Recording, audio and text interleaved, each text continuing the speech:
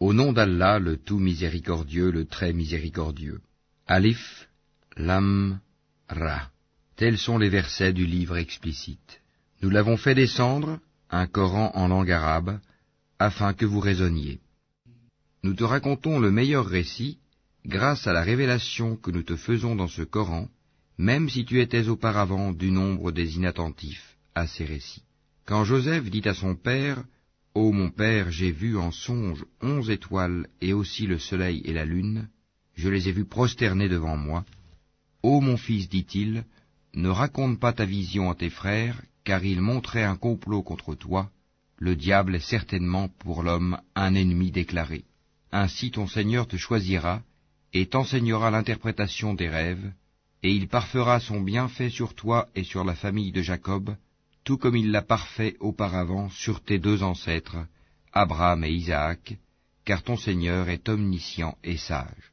Il y avait certainement en Joseph et ses frères des exhortations pour ceux qui interrogent, quand ceux-ci dirent, Joseph et son frère sont plus aimés de notre père que nous, alors que nous sommes un groupe bien fort.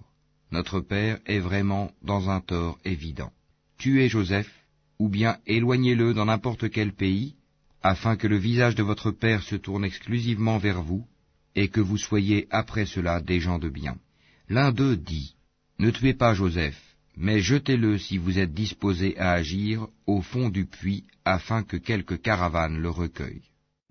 Ils dirent, ô notre père, qu'as-tu à ne pas te fier à nous au sujet de Joseph? Nous sommes cependant bien intentionnés à son égard.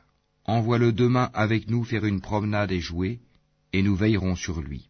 Il dit, certes, je m'attristerai que vous l'emmeniez, et je crains que le loup ne le dévore dans un moment où vous ne ferez pas attention à lui. Ils dirent, si le loup le dévore, alors que nous sommes nombreux, nous serons vraiment les perdants. Et lorsqu'ils l'eurent emmené et se furent mis d'accord pour le jeter dans les profondeurs invisibles du puits, nous lui révélâmes. Tu les informeras sûrement de cette affaire sans qu'ils s'en rendent compte. Et ils vinrent à leur père le soir en pleurant. Ils dirent, ô notre père, nous sommes allés faire une course, et nous avons laissé Joseph auprès de nos effets, et le loup l'a dévoré. Tu ne nous croiras pas, même si nous disons la vérité. Ils apportèrent sa tunique tachée d'un faux sang. Il dit, vos âmes plutôt vous ont suggéré quelque chose. Il ne me reste plus donc qu'une belle patience. C'est Allah qu'il faut appeler au secours contre ce que vous racontez. Or vint une caravane. Ils envoyèrent leur chercheur d'eau qui fit descendre son seau. Il dit, bonne nouvelle, voilà un garçon. Et ils le dissimulèrent pour le vendre telle une marchandise. Allah cependant savait fort bien ce qu'il faisait. Et ils le vendirent à vil prix, pour quelques dirhams comptés. Ils le considéraient comme indésirable. Et celui qui l'acheta était de l'Égypte. Il dit à sa femme, accorde-lui une généreuse hospitalité. Il se peut qu'il nous soit utile, ou que nous l'adoptions comme notre enfant. Ainsi, avons-nous raffermi Joseph dans le pays, et nous lui avons appris l'interprétation des rêves, et Allah est souverain en son commandement, mais la plupart des gens ne savent pas. Et quand il eut atteint sa maturité, nous lui accordâmes sagesse et savoir, c'est ainsi que nous récompensons les bienfaisants. Or celle, Zulika, qui l'avait reçu dans sa maison, essaya de le séduire, et elle ferma bien les portes et dit, viens, je suis prête pour toi. Il dit, qu'Allah me protège, c'est mon maître qui m'a accordé un bon asile, vraiment les injustes ne réussissent pas. Et elle le désira, et il l'aurait désiré n'eût été ce qu'il vit comme preuve évidente de son Seigneur. Ainsi nous avons agi pour écarter de lui le mal et la turpitude. Il était certes un de nos serviteurs élus. Et tous deux coururent vers la porte, et elle lui déchira sa tunique par derrière. Ils trouvèrent le mari de cette femme à la porte.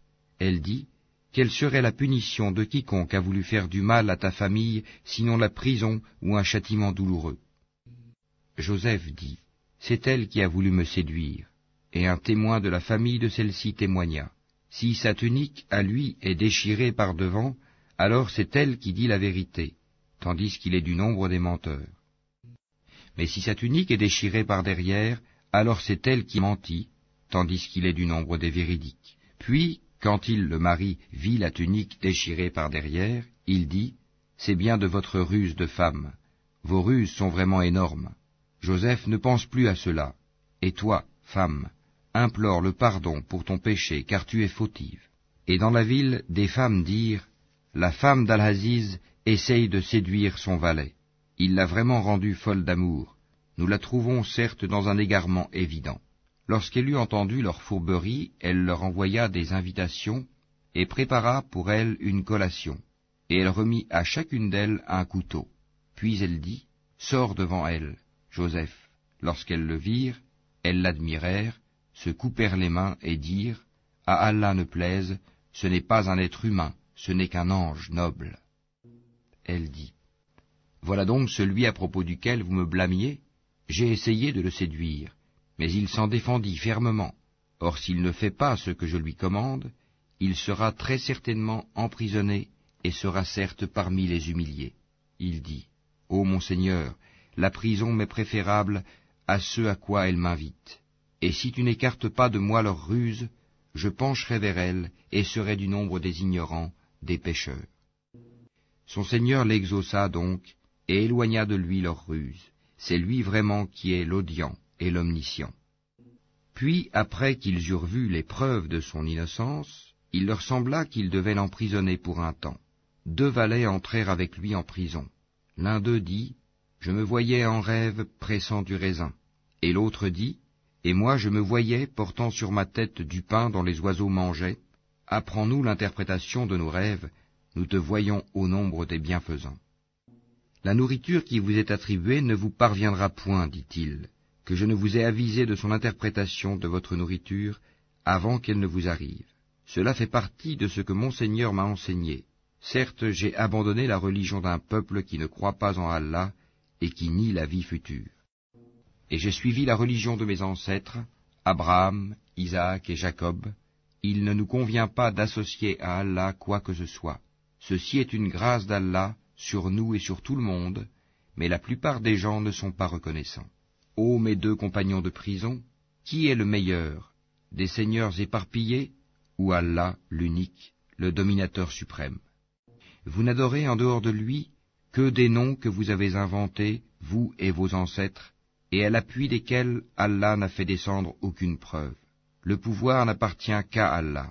Il vous a commandé de n'adorer que lui. Telle est la religion droite, mais la plupart des gens ne savent pas. Ô mes 2 compagnons de prison, l'un de vous donnera du vin à boire à son maître. Quant à l'autre, il sera crucifié et les oiseaux mangeront de sa tête. L'affaire sur laquelle vous me consultez est déjà décidée. Et il dit à celui des 2 dont il pensait qu'il serait délivré, parle de moi auprès de ton maître. Mais le diable fit qu'il oublia de rappeler le cas de Joseph à son maître. Joseph resta donc en prison quelques années. Et le roi dit, en vérité, je voyais en rêve 7 vaches grasses mangées par 7 maigres, et 7 épis verts, et autant d'autres secs. Ô conseil de notables, donnez-moi une explication de ma vision, si vous savez interpréter le rêve. Ils dirent, c'est un amas de rêves, et nous ne savons pas interpréter les rêves. Or, celui des 2 qui avait été délivré, et qui après quelque temps se rappela, dit, je vous en donnerai l'interprétation, envoyez-moi donc. Ô toi, Joseph, le véridique, éclaire-nous au sujet de 7 vaches grasses que mangent 7 très maigres, et 7 épis verts, et autant d'autres secs, afin que je retourne aux gens et qu'ils sachent l'interprétation exacte du rêve. Alors Joseph dit, vous sèmerez pendant 7 années consécutives. Tout ce que vous aurez moissonné, laissez-le en épis, sauf le peu que vous consommerez. Viendront ensuite 7 années de disette, qui consommeront tout ce que vous aurez amassé pour elles, sauf le peu que vous aurez réservé comme semence. Puis viendra après cela 1 année, où les gens seront secourus par la pluie et iront au pressoir. Et le roi dit, amenez-le-moi. Puis lorsque l'émissaire arriva auprès de lui, Joseph dit, retourne auprès de ton maître et demande-lui quelle était la raison qui poussa les femmes à se couper les mains. Mon Seigneur connaît bien leurs ruses. Alors le roi leur dit, qu'est-ce donc qui vous a poussé à essayer de séduire Joseph? Elles dirent, Allah ne plaise, nous ne connaissons rien de mauvais contre lui. Et la femme d'Al-Aziz dit, maintenant la vérité s'est manifestée, c'est moi qui ai voulu le séduire, et c'est lui vraiment qui est du nombre des véridiques. cela afin qu'il sache que je ne l'ai pas trahi en son absence, et qu'en vérité, Allah ne guide pas la ruse des traîtres. Je ne m'innocente cependant pas, car l'âme est très incitatrice au mal, à moins que mon Seigneur, par miséricorde, ne la préserve du péché. Mon Seigneur est certes pardonneur et très miséricordieux. Et le roi dit, Amenez-le-moi, je me le réserve pour moi-même.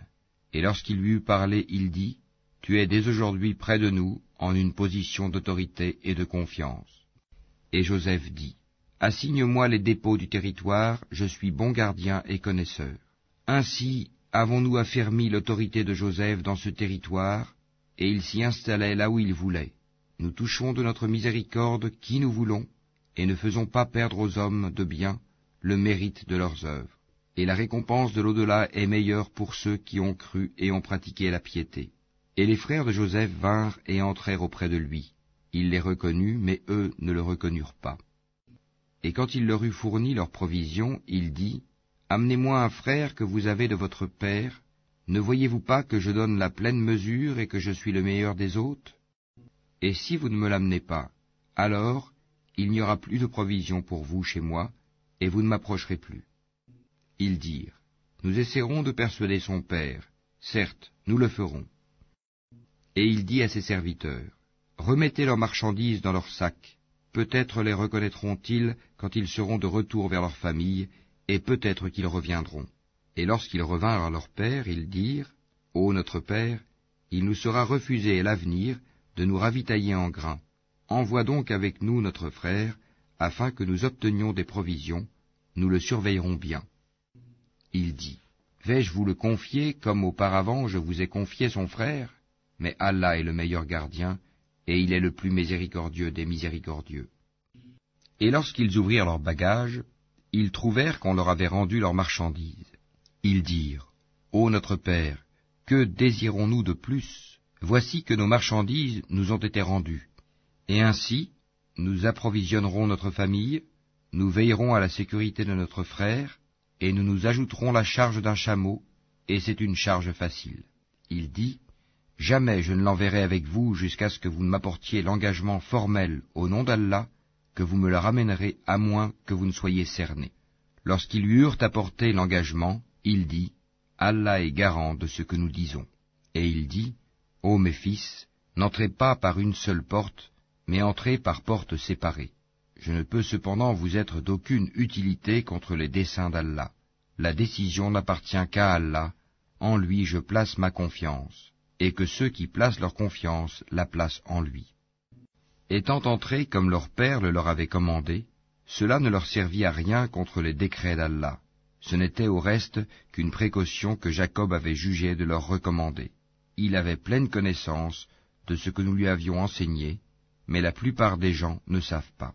Et quand ils furent entrés auprès de Joseph, celui-ci retint son frère auprès de lui en disant, « Je suis ton frère, ne te chagrine donc pas pour ce qu'il faisait. » Puis, quand il leur eut fourni leurs provisions, il mit la coupe dans le sac de son frère. Ensuite, un crieur annonça, « Caravaniers, vous êtes des voleurs. » Ils se retournèrent en disant, « Qu'avez-vous perdu ?» Ils répondirent, « Nous cherchons la grande coupe du roi, la charge d'un chameau à qui la portera, et j'en suis garant. Par Allah, dirent-ils, vous savez certes que nous ne sommes pas venus pour semer la corruption sur le territoire, et que nous ne sommes pas des voleurs. Quelle sera donc la sanction si vous êtes des menteurs, dirent-ils? Ils dirent, la sanction infligée à celui dans les bagages de qui la coupe sera retrouvée est qu'il soit livré lui-même à titre d'esclave à la victime du vol. C'est ainsi que nous punissons les malfaiteurs. Joseph commença par les sacs des autres avant celui de son frère, puis il la fit sortir du sac de son frère. Ainsi suggérâmes-nous cet artifice à Joseph, car il ne pouvait pas se saisir de son frère selon la justice du roi, à moins qu'Allah ne l'eût voulu. Nous élevons en rang qui nous voulons, et au-dessus de tout homme détenant la science, il y a un savant, plus docte que lui. Ils dirent, s'il a commis un vol, un frère à lui auparavant a volé aussi. Mais Joseph tint sa pensée secrète et ne la leur dévoila pas. Il dit en lui-même, votre position est bien pire encore, et Allah connaît mieux ce que vous décrivez.